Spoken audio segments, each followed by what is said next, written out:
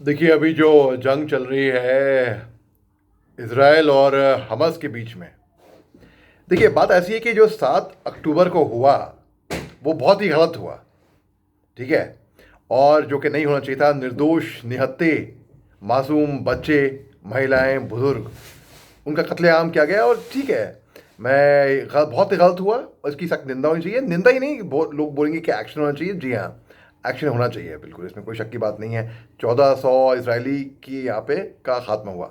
लेकिन ये एक बात का ध्यान रखें हम। देखिए, 100 साल से जो जंग चल रही है तकरीबन, तो यहाँ पे इसराइल जो गाजा पट्टी में अभी कर रहा है, जहाँ पे कितने हजारों हजारों की तादाद पे मासूम बच्चे, महिलाएं, बुजुर्ग, उनका सरेआम कत्लेआम हो रहा है। यहाँ पे रहने को, मतलब रातों रात किसी को बेघर कर देना, ये बहुत बड़ा गुनाह होता है कहीं पे भी। अब आप देखिए, हमस, जो कि कई यूएन ने ही, बल्कि मैं और देशों के बारे में क्या बोलूं, यूएन सेंट्रल एजेंसी ने ही इनको आतंकवादी घोषित कर दिया है, एक बैंड आउटफिट घोषित कर दिया है। ठीक है ना। अब इसकी कई सारी, अब इसमें तकरीबन 40,000 लड़ाके हैं। तो आप समझ सकते हैं, 40,000। तो जाहिर सी बात है, अगर 40,000 लोगों को एक साथ कंट्रोल करना है तो एक साथ मुमकिन नहीं है कि एक ही हमस, उसके अलग अलग विंग्स हैं, अलग अलग ब्रिगेड्स हैं। जैसे कि अल कसाम, इनकी एक बहुत ही घातक ब्रिगेड है अल कसाम। अब देखिए, हमस को तो फलस्तीन ने नहीं कहा था आप जाइए हमारे बिहाफ पे जाके हमला करिए, आप मासूमों की जान लीजिए, ऐसा तो कहा नहीं था। हमस सेल्फ अपॉइंटेड आया कि भाई हम फलस्तीन के पक्ष में आएंगे और हम करेंगे। मैं कहता हूं, इससे नुकसान किसको है? इससे नुकसान फलस्तीन को ही है। इसराइल ने बोला है कि जो नॉर्थ गाजा खाली करके जो साउथ गाजा की तरफ आएंगे, उनको ह्यूमैनिटेरियन एड, राशन पानी, मरहम पट्टी मिलेगी। तो जाहिर सी बात है, लोग अरे नौकरी के लिए कहाँ से कहाँ नहीं जाते भैया, यहाँ पे तो जान बचानी है ना अपनी। तो it's a matter of survival, survival के लिए।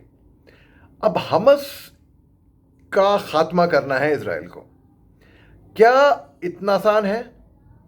हमस ने अपने टनल, गुफाएं, सुरंगें खोद रखी हैं बच्चों के प्लेग्राउंड के पास, स्विमिंग पूल के पास, अस्पतालों के करीब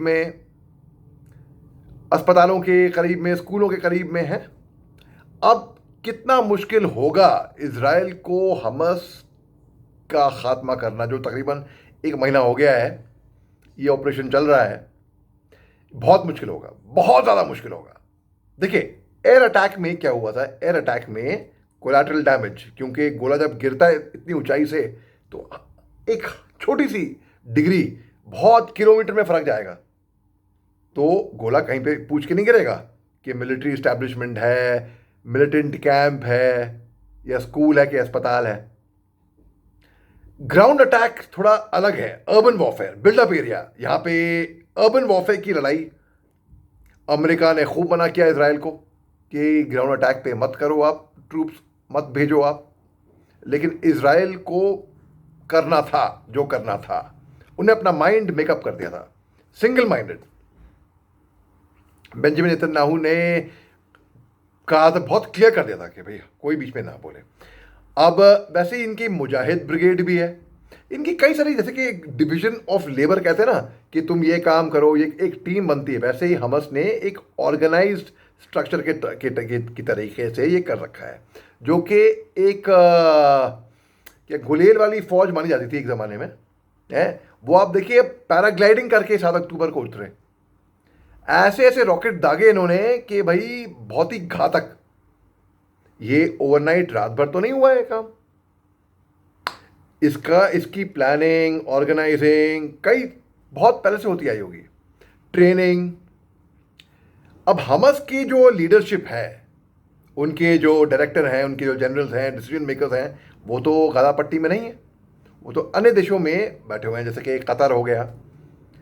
अब अगर आपको हमस का खात्मा करना है तो आइडियोलॉजी को ख़त्म करना पड़ेगा। क्या इतना आसान है? नीचे से ऊपर, यानी कि फुट सोल्जर्स, जो कि सिपाही हैं, जो कि बस हुक्म मानने वाले हैं, उनका खात्मा हो, या जो डिसीजन मेकर जो ऑर्डर ऊपर से पेश करते हैं इनको, किसका खात्मा हो। ये बहुत खतरनाक है ये।